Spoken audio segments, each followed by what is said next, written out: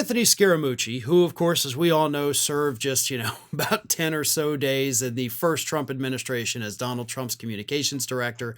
He has since, of course, become a very outspoken critic of Donald Trump. But according to Scaramucci, who is friends with a lot of people in business, he knows a lot of CEOs, he recently said this past week in an interview with MSNBC that CEOs across the country, as we know, are panicking. But they're not just panicking in silence. Apparently, according to Scaramucci, they are in fact blowing up Donald Trump's phone, begging him to stop what almost seems like at this point his intentional destruction of the United States economy. Now, as we all know, Donald Trump says that April 2nd, I forget the official name he gave the day, like Freedom Day, whatever, I don't know. But that's the day the tariffs are coming back in full force against basically everybody. So April 2nd is the day of economic destruction. CEOs understand that. Anthony Scaramucci understands that. You watching this segment, you understand that. Like, there is no question, there is no doubt. We know what's going to happen. But here is what Scaramucci said, because he kind of explains it a little bit better. Because it's not just that these CEOs are panicked and calling Donald Trump. It's that they're the only ones at the moment really trying to convince Trump to stop what he's doing, because Trump is alone. Listen to this. Remember, he's living alone in the White House. I think it's important for people to understand that there's nobody there to hand check him. There's no family in there. And so he's taking calls over the weekend from various CEOs that I know that are trying to talk him off the ledge of this sort of stuff. The stock market is going to go bad. I mean, you take the market down another 15%, we go into a recession, you'll flip the Congress, even though the Democrats weren't really doing so well from an approval rating right now. You knock the economy off the grid, the Democrats will be back in power, and that will liquidate some of President Trump's power.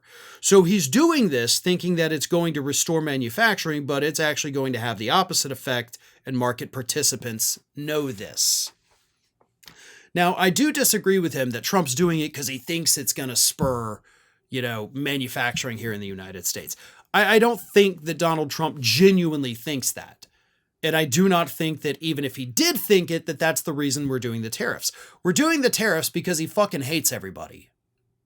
Right? I hate to be so blunt about it, but that's why the tariffs are going into place. It has nothing to do with anything, people or substances coming across the border. Has nothing to do with bringing back manufacturing. Has everything to do with the fact that Donald Trump wants to flex his muscle. He thinks he's bigger and better than all these other countries, and he despises them because they also have some power, and he wants that power. Or at least he wants to show that his power is greater. So he does have this underlying hatred of these other countries, and that's why it's happening. It's not about the economy. It's not about anything other than Trump wants to punish these countries because they're not bowing down to him. And if you don't bow down to him, he hates you. That's why this is happening. That's why this is coming. And that is why these panicked CEOs are blowing up his phone every weekend. But none of it matters.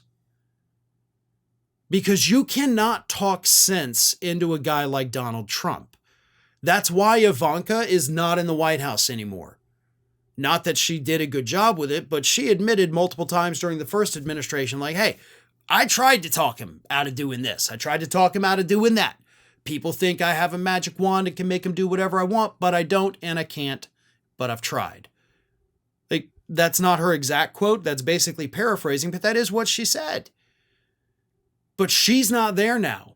Instead, Trump has surrounded himself with people who, even if they know what he's doing is wrong, they'll say, yep, go for it. You're doing a great job, Chief.